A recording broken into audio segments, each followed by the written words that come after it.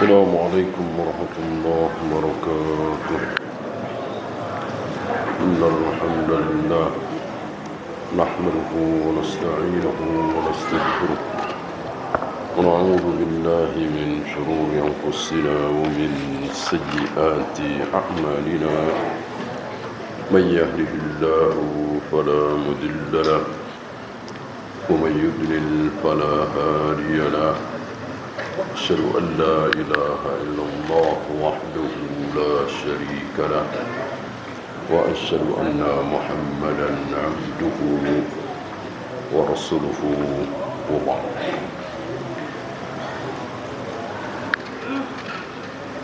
Kita melanjutkan zikru talbisi iblis ala syu'ara, bahwa para penyair, ahli sastra, ahli bahasa terfitnah dalam hal ini. Ini penyair Islam ya, ahli sastra Islam.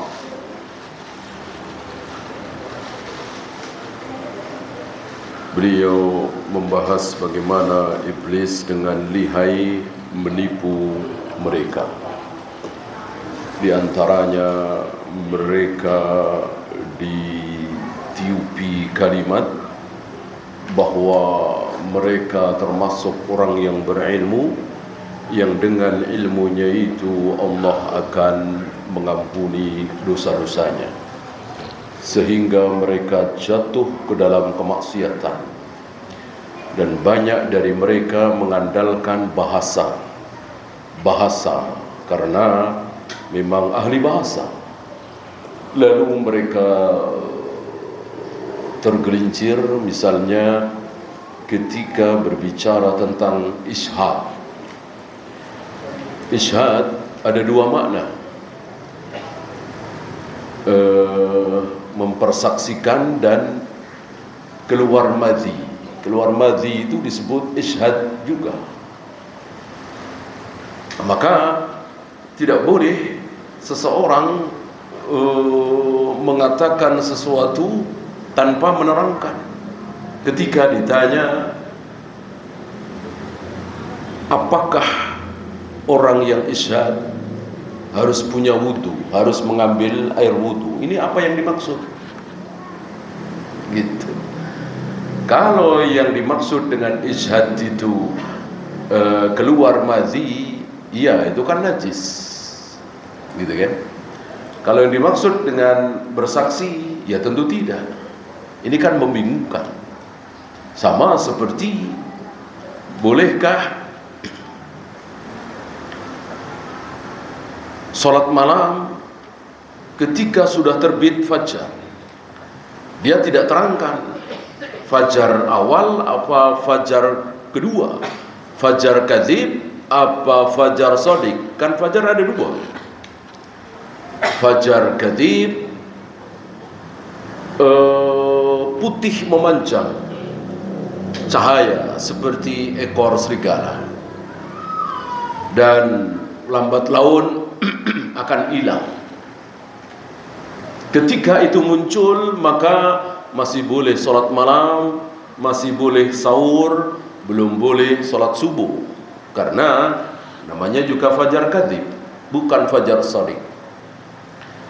Adapun yang sudah boleh sholat subuh, tidak boleh lagi sahur, tidak boleh lagi sholat malam, adalah fajar shadiq. Bagaimana cahayanya? Tidak putih memanjang, tapi menyebar. Cahayanya itu menyebar, kemudian makin menyebar, kemudian makin menyebar, lalu menerangi gunung, bukit, jalanan, dan seterusnya. Berarti apa yang dimaksud? Fajar yang mana?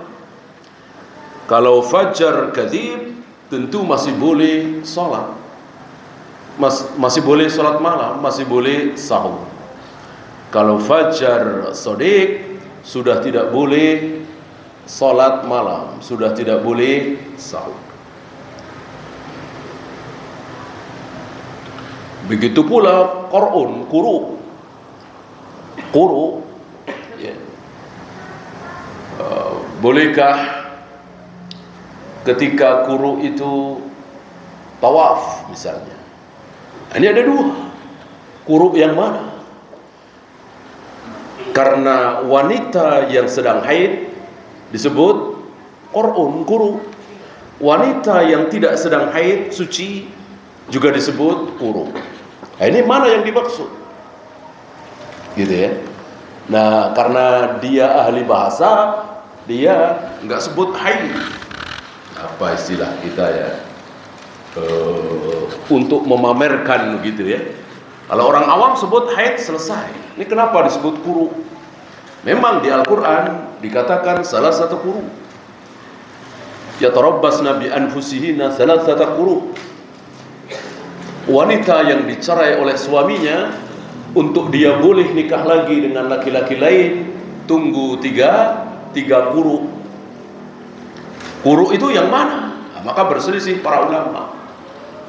Kalau tidak salah pernah saya sampaikan di majelis ini, perselisihan antara Imam Syafi'i dengan Muhammad bin Bashar tentang quru. Gitu. Karena para ulama memang berselisih. Quru itu apa? Suci. Oh enggak, quru itu bukan suci tapi haid. Dan beda itu kan. Ya.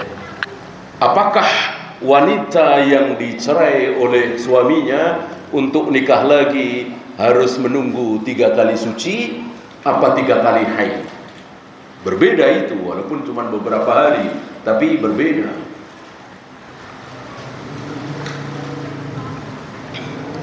Nah, untuk tawaf, sholat kan fatal sekali. Kalau menggunakan istilah quru, kenapa enggak haid saja? Nah, itu kira-kira. Adapun para ulama yang tawadu, yang tidak sok-sokan, ya memakai bahasa orang awam. Orang awam taunya haid, ya haid.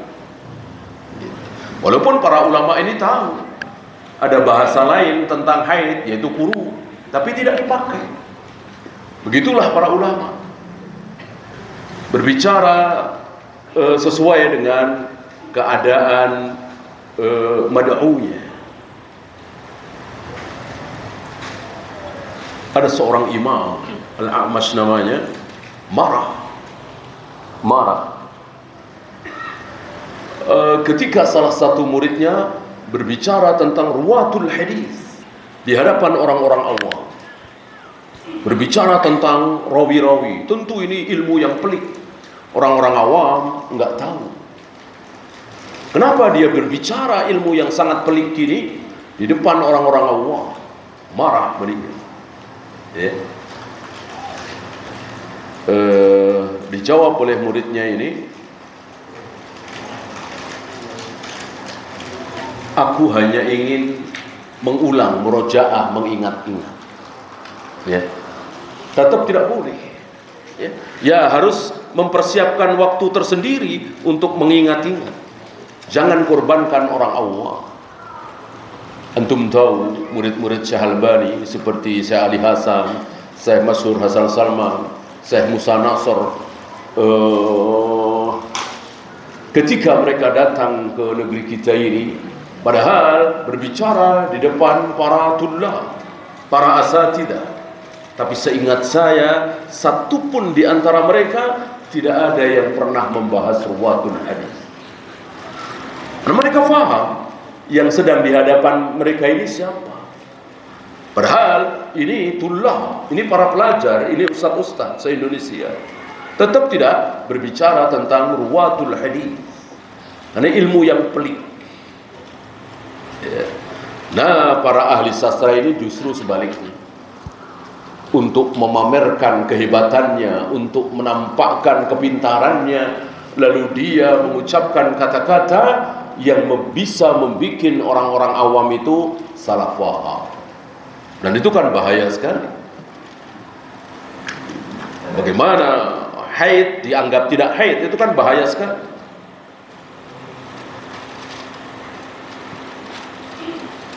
Yang terakhir kemarin beliau bahas bagaimana mereka, para ahli sastra, ahli bahasa ini, tujuannya adalah dunia, uang, harta.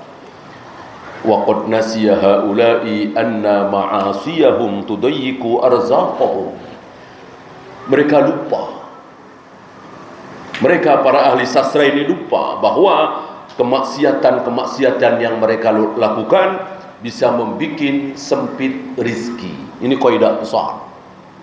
Kaidah besar yang harus kita imani. Bahwa salah satu yang membuat rizki kita menjadi sempit adalah maksiat. Maksiat. Kaidah ini tidak dimiliki oleh orang-orang kufar. Non-muslim tentu tidak percaya. Tapi insya Allah kita percaya. Salah satu yang membuat rizki kita sempit apa? Maksiat kita. Apa zina, apa homer, apa judi, apa syirik, apa bid'ah. Dan ini untuk diyakini ya. Ini untuk diyakini, bukan untuk dibantah. Dengan memberikan contoh, oh dia no, syirik luar biasa, bid'ah luar biasa, tapi kaya raya. Apa dalil boleh dibantah dengan contoh seperti itu? Tentu tidak. Bagaimana Fir'aun? Bagaimana Abu Jahal, Abu Lahab? Bagaimana Namrud? Gitu. Dalil tidak boleh dibantah dengan kenyataan. Ya. Dalil tidak boleh dibantah dengan kenyataan. Justru kenyataan yang harus kalah oleh dalil. Bayangkan secara kenyataan 3 kali minum madu nggak sembuh-sembuh. Itu kenyataan. Dan sakitnya sakit perut lagi. Di mana madu memang obat sakit perut. Kan kenyataan. 3 kali dia minum madu tidak sembuh.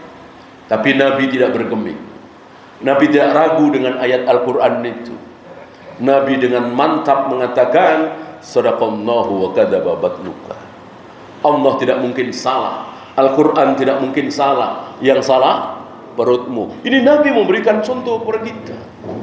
Bahwa jika ada ayat, jika ada hadis kok bertentangan dengan kenyataan, akal, nurani dan seterusnya, tolak semuanya. Gigit dengan gigi geraham. Dalil itu, ayat itu, hadis itu. Ya, salah satu dalil bahwa rizki kita akan dipersempit oleh Allah gara-gara maksiat. Ya. Salat bisa mencegah dari perbuatan yang keji dan munkar. Ini dalil. Apa kita mau bantah dalil ini? No, si fulan salat tapi tetap aja mencuri, salat tetap aja korupsi, salat tetap saja berbuat maksiat. Kita mau bantah ayat itu dengan kenyataan itu? Tidak. Kita tidak tahu apa dibalik salat dia, kita tidak tahu. Dan salat yang sebenar-benarnya salat itu kita tidak tahu apa dia sah mengikuti sunnah Nabi apa tidak dan seterusnya. Intinya dalil ayat hadis tidak boleh dibantah oleh apapun termasuk kenyataan. Ya secara kenyataan ketika kita menunjuk ke atas tidak berada dalam satu titik, ya kan? Tergantung kita nunjuk ke atas itu dari mana. Kita nunjuk ke atas dari Indonesia, kita nunjuk ke atas dari Amerika, kan beda, nggak ketemu. Sementara Allah berada di satu tempat, jauh di atas arsy dan ditunjuk ke atas. Apa itu? Dalil. Bagaimana kenyataan bahwa bumi itu bulat? Nggak ada masalah. Kita yakin dengan dalil. Dan sekali lagi, dalil tidak terbantahkan oleh kenyataan, apalagi akal, nurani, dan seterusnya. Berapa banyak akal kita yang membohongi diri kita, nurani kita membohongi diri kita. Ada para ulama yang menjawab, ketika ada seseorang rajin sholat tapi masih mencuri misalnya, maka seandainya dia tidak sholat, maka lebih dahsyat lagi mencurinya. Kira-kira begitu. Ada orang tidak sholat tapi jujur amanah, maka seandainya dia sholat, maka lebih jujur lagi, lebih amanah lagi. Begitu kira-kira. Dan Nabi ketika dilapori bahwa si fulan banyak berbuat maksiat, ya begini, ya begitu, ya mencuri, ya banyak berbuat maksiat, tapi dia masih sholat. Maka Nabi mengatakan, la'alla salatahu tanhahu anhu. Aku berharap solatnya itu bisa mencegah perbuatan maksiatnya. Dan betul. Ya. Barangkali ada di antara antum insyaallah yang dulu mantan pelaku maksiat. Ya pacaran, ya tawuran, ya macam-macam. Tapi tidak pernah tertinggal sholat. Walaupun mungkin zuhur jam 2, asar jam 4 misalnya. Tapi nggak pernah ketinggalan. Selalu dia perhatian terhadap sholat. Ya, walaupun dimanapun, bahkan di tengah-tengah maksiat misalnya. Allah akhirnya berikan hidayah. Akhirnya ngaji, sekarang sholat 5 waktu, tepat waktu. Merasa rugi ketika tertinggal sholat 5 waktu. Ya, faham sunnah, faham apa itu rububiyah, uluhiyah, asma wa sifat. Ya, bukti kebenaran sabda Nabi SAW, orang yang masih sholat, insya Allah punya harapan. Ya. Faqad ra'au anfusahum mustahiqina lin-ni'am. Mereka ini, para ahli sastra ini, ahli bahasa ini, para penyair ini, seolah merasa berhak mendapatkan kenikmatan-kenikmatan. Ini kan beda dengan orang soleh, para nabi, para rasul, para sahabat. Tidak merasa berhak mendapatkan, alhamdulillah, tidak ya sabar. Nggak ada istilah berhak. Nggak ada para nabi, para rasul, para sahabat ketika diberi karunia berupa kekayaan, jabatan, seperti Nabi Sulaiman, Nabi Daud misalnya, Nabi Yusuf, lalu mengatakan, oh ini hak saya, oh ini atas jerih payah saya, ini atas kesabaran saya, keuletan saya. Tidak. Jadi betul-betul itu karunia dari Allah, betul-betul pemberian dari Allah. Ya. Berapa banyak yang lebih ulet dari dia, yang lebih besar usahanya dari dia, Allah nggak kasih.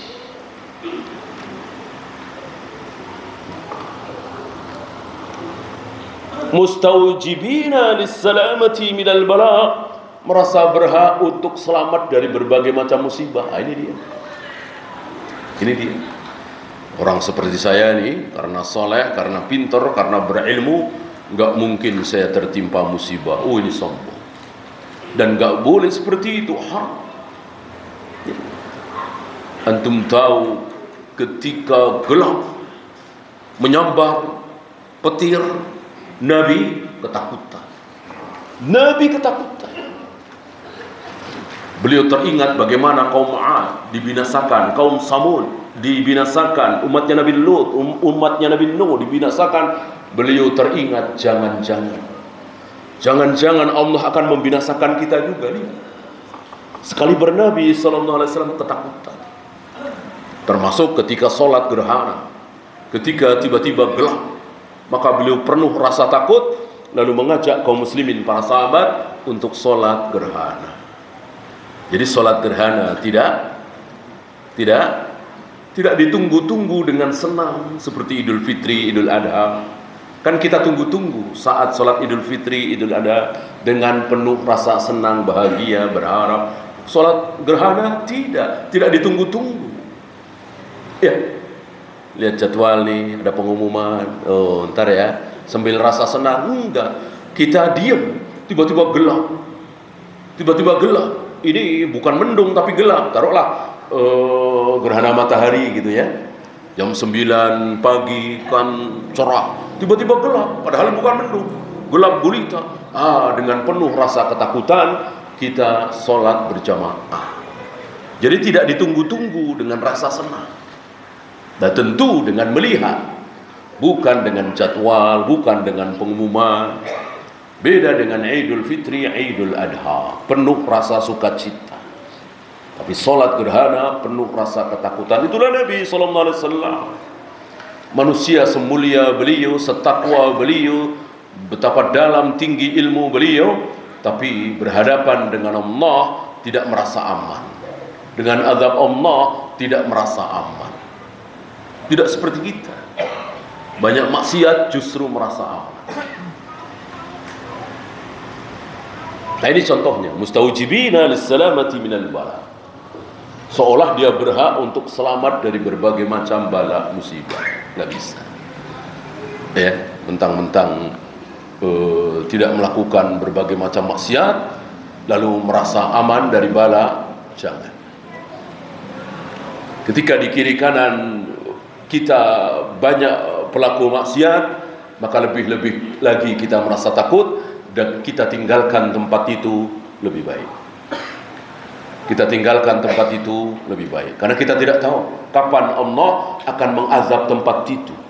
Karena tempat itu penuh dengan kesyirikan, penuh dengan bid'ah, penuh dengan zina, khamar, judi dan seterusnya. Maka besar kemungkinan Allah akan mengazab tempat itu, desa itu misalnya. Dan ketika azab itu datang, maka sunatullah akan berjalan. Apa? Tidak pilih-pilih.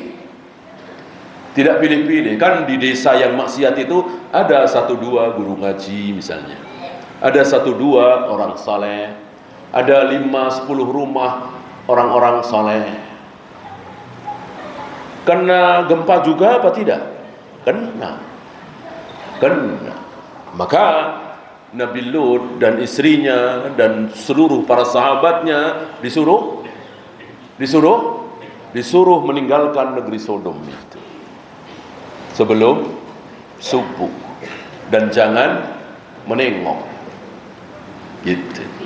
Kalau Allah mau kan bisa saja udah diem aja, tenang aja, wahai Lut dan pengikut-pengikutnya, ya, aku selamatkan dengan caraku gitu. Nanti hujan batu akan aku perintahkan menimpa kepala orang lain, bukan engkau dan pengikutmu. Mudah bagi Allah. Tidak. Allah punya aturan, Allah punya sunnatullah, walan tajida li sunnatillahi tabdila. Sunnatullah tidak akan berubah. Artinya kalau banjir datang, kalau gempa datang, tsunami datang, maka tidak pilih-pilih. Yang selamat ya yang kokoh, walaupun yang kokoh ini ahli maksiat, gitu ya. Jadi semuanya di situ secara umum. Walam yatalammahu ma yajibu alaihim min imtithali awamir syar'i, dan mereka tidak semangat dalam melaksanakan perintah-perintah syariat. Semangatnya tadi karena merasa berilmu, luar biasa tutur katanya, sastranya luar biasa, maka semangat untuk sholat berjamaah tepat waktu, qiyamul lail dan lain-lain tidak ada atau sedikit sekali. Faqad dallat fatanatuhum fi hadhihi al-ghaflah. Lalai mereka, sesat di sini. Ya. Ini Syu'ara. Sekarang kita beralih al-kamilina minal ulama. Ulama-ulama yang sempurna. Ternyata orang-orang yang sempurna ilmunya, melaksanakan ilmunya, masih ditipu oleh iblis. Tidak ada yang tidak ditipu oleh iblis. Hatta para nabi, para rasul. Hanya para nabi, para rasul dijaga oleh Allah maksum. Seandainya tidak dijaga, ya ikut ditipu oleh iblis. Qala al-musannifu rahimahullah, inna aqwaman 'alat himamuhum. Ada satu kaum yang ulul himmah, cita-citanya ini luhur, cita-cita akhirat yang dimaksud. Ya. Dia tidak mencari dunia. Keinginannya adalah ibadah. Keinginannya adalah kebahagiaan akhirat, bukan dunia. Fahassalu ulum asy-syar'i. Dia mempelajari ilmu dan mendapatkan ilmu syar'i, bukan ilmu bid'ah. Karena bid'ah bukan syar'i. Ya. Tahlilan, muludan, manakiban, salawat nariyah itu bukan syar'i, bukan syariat. Bid'ah bukan syariat, syariat bukan bid'ah. Minal Qur'ani wal hadithi wal fikhi wal adabi, yaitu Al-Quran, hadis, fikih, adab.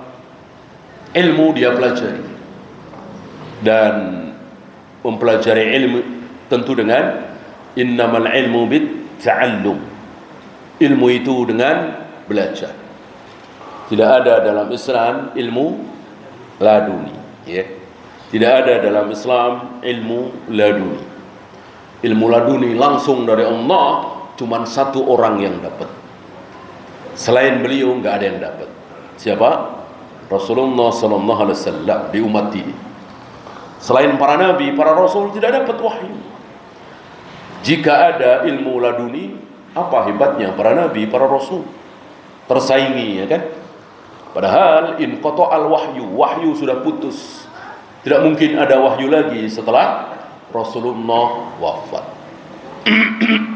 Ingat tangisan seorang nenek-nenek tua ketika didatangi oleh Abu Bakar dan Umar beberapa hari setelah Nabi wafat. Abu Bakar, Umar mengira nenek-nenek tua ini menangis karena Rasul wafat. Maka dinasihati oleh Abu Bakar dan Umar, tidak usah menangis, karena Rasulullah hari ini lebih baik, lebih nikmat, lebih lezat, lebih bahagia, lebih tenang daripada Rasulullah waktu masih hidup. Ngapain ditangisi? Si nenek-nenek tua ini menjawab, aku tahu, aku menangis bukan karena itu, bukan karena Rasulullah sudah tidak ada. Aku menangis karena inqata'al wahyu, wahyu sudah putus, nggak ada wahyu lagi. Jadi kalau ada apa-apa, jawabannya tidak dari langit, nggak ada jawaban dari langit. Ketika Nabi masih hidup, kalau ada sesuatu, ada jawaban dari langit, jawaban dari Allah, turunnya ayat, sabda Nabi, semuanya kan wahyu. Nabi wafat, tidak ada lagi, maka tidak dijamin benar. Gitu ya. Nah, orang yang mengatakan adanya ilmu laduni berarti dia meyakini masih ada wahyu. Karena ilmu laduni adalah langsung dari Allah. Apa kalau bukan wahyu? Sementara Abu Bakar saja nggak dapat, Umar, Utsman, Zubair, Tolha, Abu Hurairah, nggak ada yang dapat wahyu.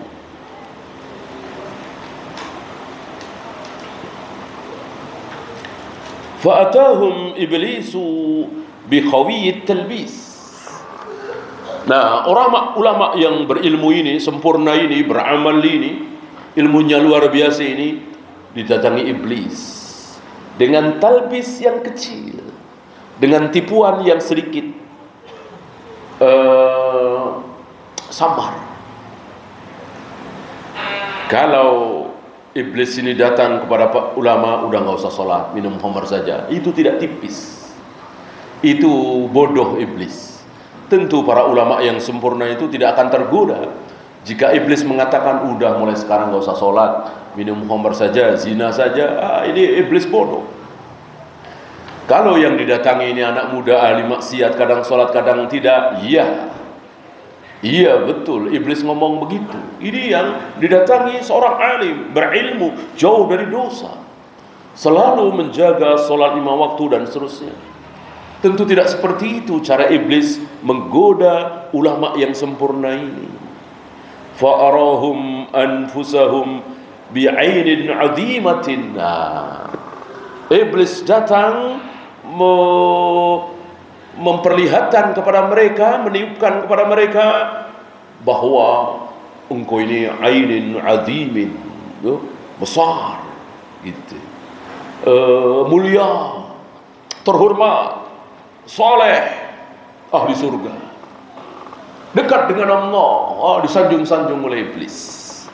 Limanalu wa afadu ghairahum, karena mendapatkan ilmu yang luar biasa dan bermanfaat bagi orang lain. Ya. Coba kalau bukan karena engkau, itu orang-orang nggak pada bisa sholat. Coba kalau bukan karena engkau, orang-orang nggak tahu sunnah. Orang-orang masih terjerumus ke dalam bidah. Coba kalau lain, ditiupkan terus oleh iblis, luar biasa. Ya. Wa minhum man yastawizzuhu lituri inaihi fit talaq. Lalu di antara mereka merasa bangga bagaimana dulu mencari ilmu dengan bersusah payah, membanggakannya, diceritakannya dan seterusnya. Mereka lupa bagaimana Bukhari, padahal mereka nggak ada apa-apanya dengan Bukhari. Ketika Bukhari nggak ada waktu sedikit pun untuk mencari maisha, untuk berdagang, sampai satu ketika mau keluar sholat Jumat saja maju mundur karena melihat pakaiannya sepertinya tidak pantas dilihat orang. Tambalan sini, tambalan sini. Ya. Itu karena apa? Karena habis waktu beliau untuk memilah mana sabda Nabi yang betul-betul sahih, mana yang dhaif. Habis waktu. Ada anak muda yang cerita ketika satu saat tidur bersama dengan Imam Bukhari di rumahnya. Diceritakan oleh anak muda ini, aku melihat Bukhari ketika tidur bangun, memeriksa catatannya dengan menyalakan api untuk melihat catatannya. Kemudian tertidur lagi. Tidur, bangun lagi, memeriksa catatannya. Ini di waktu yang 3 ya. Jadi beliau membagi malamnya itu menjadi 3 ya. Untuk ibadah, untuk mencari ilmu ya, mutalaah baca. Terakhir untuk istirahat, tidur. Ini waktu yang untuk tidur itu terganggu. Waktu yang untuk tidur itu terganggu karena memeriksa catatannya. Ya, istilah kita mungkin terbawa mimpi ya, lalu terbangun, tiba-tiba terbangun. Oh ingat ya bahwa mestinya tidak ditaruh di situ. Ini riwayat dari si Anu, bukan dari si Anu. Ya. Dikoreksi lagi catatannya, tidur lagi, terbangun lagi. Itu sampai belasan kali dalam satu malam. Kita ini nggak ada apa-apanya. Kita ini tidak ada apa-apanya. Maka salah satu obat barangkali agar kita tidak tertipu oleh iblis seperti ini, lihatlah Imam Bukhari, lihatlah Imam Muslim, lihatlah Yahya bin Ma'in, Ali bin Madini, lihatlah ulama-ulama kita. Bagaimana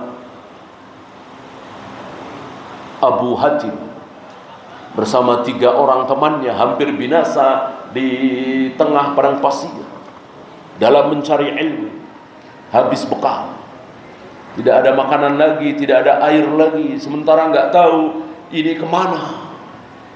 Padang pasir kan mirip dengan hutan, nggak tahu mana, nggak ada kompas dan seterusnya, hampir binasa.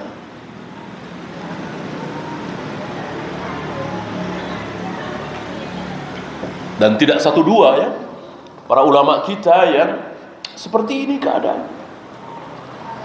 Maka jika kita melihat mereka, kita merasa semakin kecil, nggak ada apa-apa. Kalau kita melihat orang sekarang, yaitu tadi mudah tergoda oleh iblis, ditipu oleh iblis. Fahassana lahu al-ladzat. Maka dia berhak mendapatkan kesenangan itu. Ya. Saya sudah belajar di Madinah, di Mekah 5 tahun, 7 tahun, nah sudah saatnya. Saya di pesantren sudah 10 tahun, 12 tahun, sekarang sudah saatnya menikmati. Ya. Ternyata ulama-ulama kita tidak seperti itu. Menikmati hasil nanti di akhirat. Seandainya kita mendapatkan kenikmatan dari Allah berupa rezeki yang luas di dunia ini, tentu kita bersyukur. Tapi seandainya tidak, maka wajib kita bersabar, karena itu bukan hak kita. Gak ada rezeki itu hak kita. Jadi betul-betul pemberian dari Allah, karunia dari Allah. Jangan pernah mengatakan ini hak saya di hadapan Allah, kecuali di hadapan manusia ya. Saya sudah kerja, hak saya nih di akhir bulan 7 juta, 8 juta, silakan di hadapan manusia. Di hadapan Allah enggak. Kita tidak punya hak apa-apa. Ya. Allah tidak mengikat perjanjian dengan kita bahwa Allah akan begini enggak. Maka apapun yang Allah lakukan, timpakan terhadap diri kita, nggak berhak protes. Tiba-tiba kita dilahirkan dalam keadaan tanpa tangan, tanpa kaki misalnya. Bolehkah protes? Tidak boleh. Adilkah Allah? Tetap adil. Zalimkah Allah? Tidak. Padahal kita nggak salah apa-apa, ayah ibu kita nggak salah apa-apa. Tapi Allah lahirkan kita dalam keadaan tanpa kaki, tanpa tangan misalnya. Itu hak Allah, terserah Allah. Bahkan lebih dari itu, seandainya Allah mau, Allah ciptakan seluruh manusia. Setelah manusia itu jadi diciptakan, semuanya Allah masukkan ke neraka. Adilkah Allah? Tetap adil. Zalimkah Allah? Tidak zalim. Kenapa? Karena menciptakan sendiri, kemudian disiksa sendiri. Zalim dari mana? Seperti antum punya barang milik antum sendiri, antum yang bikin, antum injak-injak, antum bakar, antum siksa barang itu. Zalimkah? Tidak, punya sendiri. Padahal ketika antum menciptakan barang itu, mainan itu, tentu ada beberapa benda yang bukan ciptaan antum, ya kan?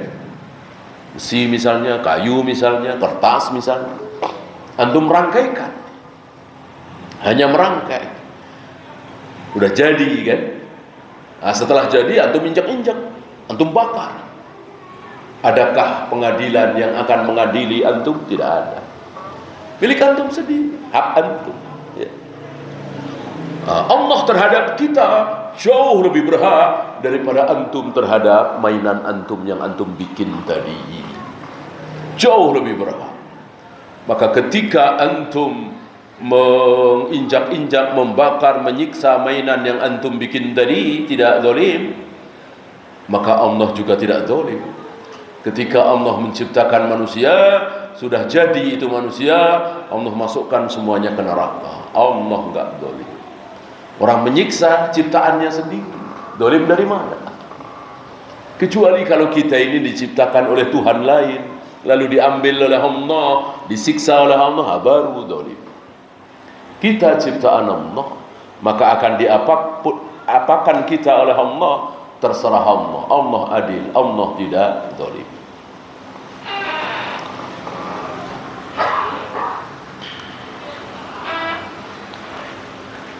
Wa qala lahu,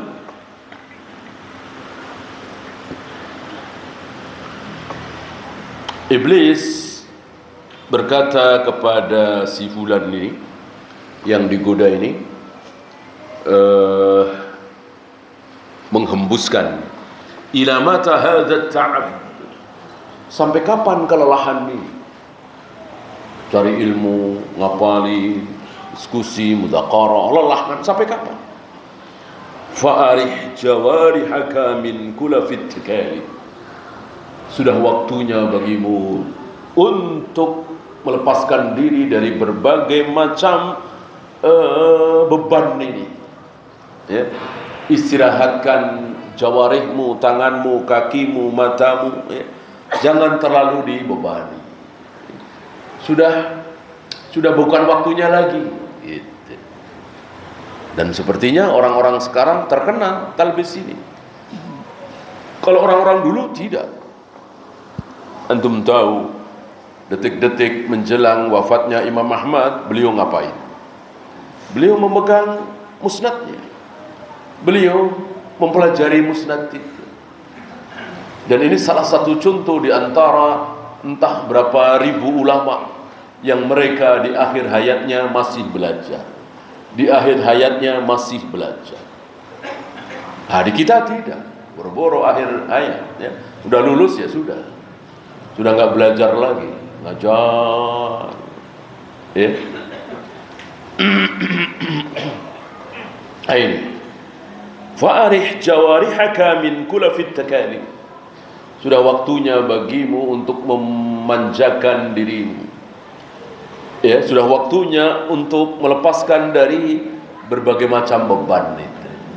Waktunya bersenang-senang. Padahal seorang muslim, seorang mukmin, waktu bersenang-senang adalah di surga. Di surga, bukan di sini. Ya.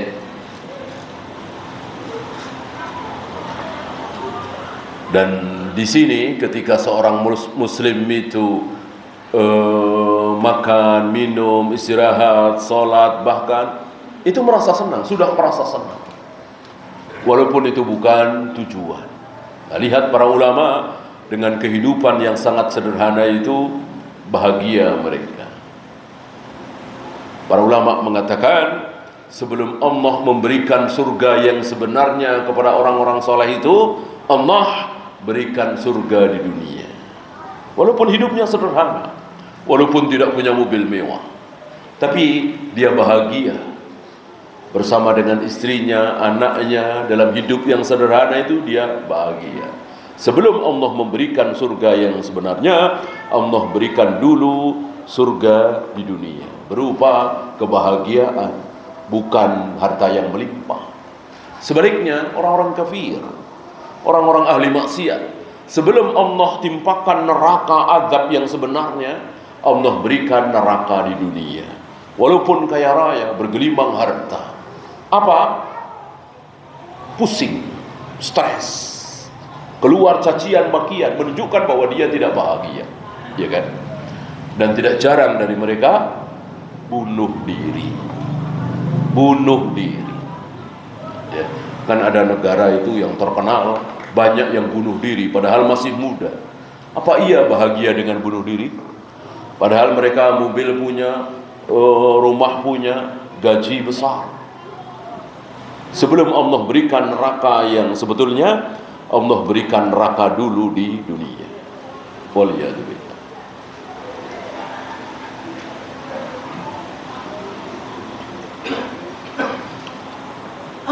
Fafsah li nafsika fi mustahaha, maka luaskanlah, senangkanlah dirimu dengan syahwat-syahwat ini, dengan kesenangan-kesenangan ini hakmu, kata iblis. Fa in waqa'ta fi zillatin fal ilmu yadfa'u 'anka al-'uqubah. Ini dahsyat lagi. Jika engkau tergelincir dosa, mungkin pacaran misalnya, atau zina misalnya, atau minum khamar misalnya, atau apa maksiat, fal ilmu yadfa'u ankal uquba, maka hukuman yang diancamkan kepada engkau akan tertolak oleh ilmumu. Engkau punya ilmu, padahal mestinya dengan ilmu semakin takut dengan dosa, semakin jauh dari maksiat dengan berilmu. Ini malah tidak, merasa punya ilmu, lalu dengan ilmunya bisa menolak kalau seandainya ada ancaman hukuman. Inilah talbisul iblis. Wa awrada alaihi fadlal ulama, lalu ditiupkanlah bahwa keutamaan ulama begini, keutamaan ulama begini. Gitu. Diingat itunya saja. Engkau ajarkan pada satu orang kan, lalu dia ajarkan lagi, oh pahalanya begini. Dia lupa bahwa apa yang dia lakukan, apa yang dia amalkan, berupa mengajar, berupa sholat, berupa puasa, belum tentu diterima. Adapun dosa pasti, ya, nggak ada dosanya nggak sah nih, mungkin nggak ada dosa nggak sah. Dosanya pasti dosa, nggak ada dosa nggak diterima, dosa nggak dicatat. Dosa pasti dosa. Sementara amal kebaikan, sholat, puasa dan seterusnya bisa diterima, bisa tidak, bisa sah, bisa tidak sah. Bahkan kalau riya bukannya dapat pahala, malah dosa. Gimana kita mau mengandalkan amal kita?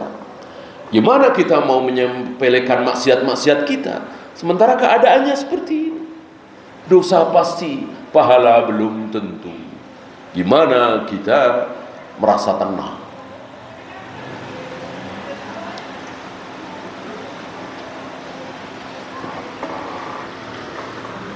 Fa in khudila hadzal 'abdu wa qabila hadzal talbis yahliku. Kalau dia ternyata khudil, ya, gagal, bangkrut, miskin, kebelangsa, sementara dia terkena talbis ini, ya sudah binasa dia.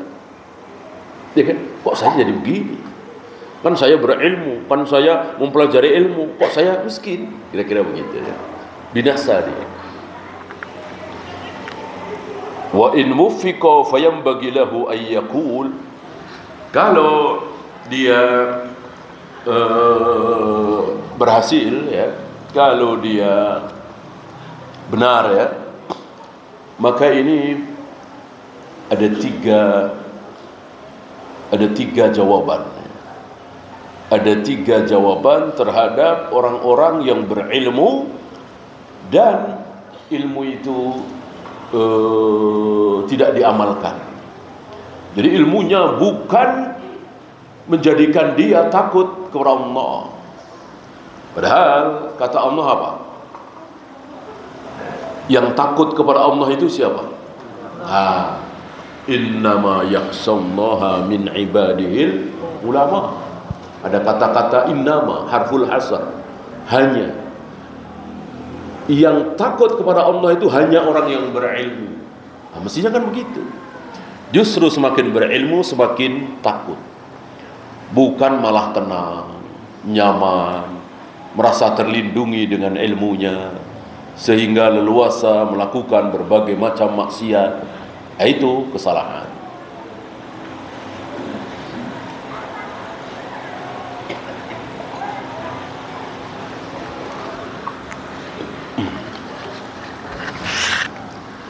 Ada tiga ya. Udah masuk belum? Udah ya? Ya, dan dulu. Sallallahu ala Muhammadin sallallahu alaihi wasallam. Wa akhiru da'wana alhamdulillah rabbil alamin.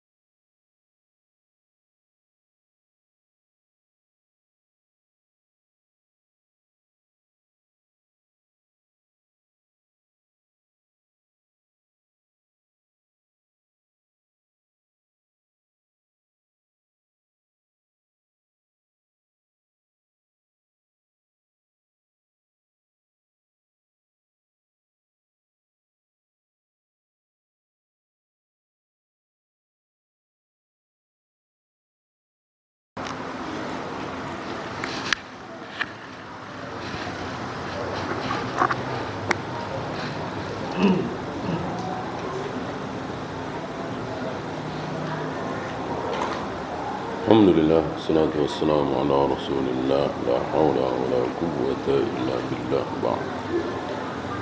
Ada pertanyaan? Kalau tidak ada, kita ya.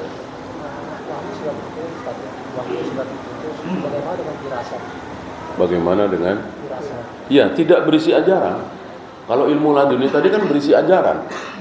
Ini boleh, ini enggak boleh. Firasat itu apa? Kita digerakkan oleh Allah. Gitu. Sering saya contohkan, misalnya sore itu kita beli obat ke warung misalnya. Ya. Tiba-tiba di warung itu ngelihat lilin, ada lilin. Ini iseng-iseng beli. Betul. Jam 1 malam mati lampu misalnya. Nah, itu kira-kira begitu firasat. Sehingga lilin itu bisa dipakai untuk menerangi. Jadi kita digerakkan oleh Allah untuk berbuat. Gitu. Bukan dikasih tahu oleh Allah. Kalau dikasih tahu wahyu itu. Ya. Jadi bukan seperti ocehan sebagian orang. Ya. Bukan ada suara, awas mati lampu, awas mati lampu. Mati lampu nih. Cari lilin, enggak begitu. Itu lebih ke wahyu itu. Jadi kita digerakkan aja. Insya Allah banyak dari kita. Ya. Ada dia naik motor, nggak punya SIM. Ya. Dia selalu lewat jalan itu. Ke kantor itu selalu lewat jalan itu. Ya. Selalu. Ini entah siapa yang nyuruh kok dia ngebelok begitu. Ternyata ada razia di situ. Kira-kira begitu ya. Mungkin pernah ngalamin antumnya kan. Macam-macam ya. Jadi Allah yang menggerakkan firasat. Bukan kemudian ada suara, awas razia. Enggak seperti itu. Ya. Jadi firasat ada. Ya. Nah, tapi banyak hadis dhaif tentang firasat. Misalnya ittaqu firasatal mu'min. Fa innahu yanduru binurillah. Hati-hati kalian dengan firasatnya seorang mukmin. Karena firasat seorang mukmin itu melihat dengan cahaya Allah. Ini tidak sahih dari Nabi sallallahu alaihi wasallam. Jadi firasat itu tidak harus orang saleh. Tidak harus orang berilmu, tidak harus ahli ibadah, siapapun dari kita bisa. Orang digerakkan oleh Allah. Ya. Maka yang sering disampaikan oleh mereka itu ilmu laduni itu betul-betul seperti wahyu. Saya dapat ilmu ini bahwa ini boleh. Maka dengan mantapnya mereka ajarkan, mereka ijazahkan. Saya ijazahkan kepada Anda nih mengamalkan ini 1000 kali, mengamalkan ini 4444 kali dan seterusnya. Ini seperti ini. Mereka menganggap bahwa inilah ilmu laduni.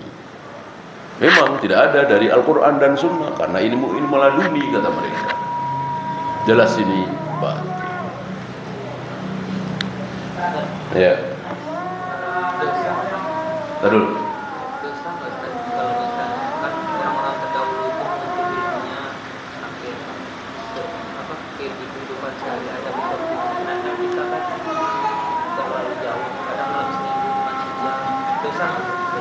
Tidak dosa asal tidak merasa lebih. Justru kita merasa kurang, merasa rendah, merasa tidak ada apa-apanya dibanding dengan orang-orang dahulu. Adapun dosa tidak, asal terus belajar. Dengan merasa kecil insya Allah. Ya. Dosa insya Allah tidak. Ya,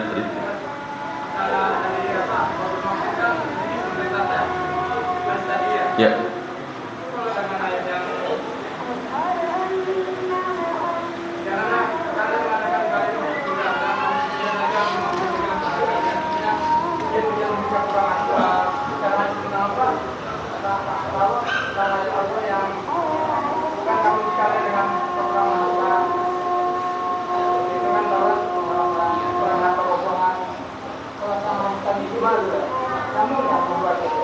Yang jelas tidak bertentangan. Yang jelas tidak bertentangan. Kan rezeki itu kan luas sekali, ya kan? Rezeki itu luas sekali. Yang kedua, ujian itu tidak seumur hidup. Gitu. Bahkan kalau antum tahu ujian para nabi, para rasul, para sahabat, ujiannya itu bisa dihitung dengan hari. Ya. Coba ujian Nabi Ibrahim, Nabi Ismail harus rela menyembelih anaknya paling berapa jam. Ujian Ka'ab bin Malik cuma 50 hari. Ya. Ujian Maryam mungkin sekitar 9 bulan, nggak mungkin ya kan, ketahuan dia hamil kan mungkin sudah bulan keempat, bulan kelima, ya paling 2 bulan, 3 bulan. Nah begitu. Ujian orang-orang soleh itu sebentar. Gitu. Nah, beda dengan ujian kaum muslimin yang jauh dari kesolehan. Ada yang diuji 3,5 abad, 350 tahun dijajah, karena penuh dengan maksiat, penuh dengan syirik, penuh dengan bid'ah. 3,5 abad dijajah terus. Merdeka karena sesuatu, ya kan? Ya ini.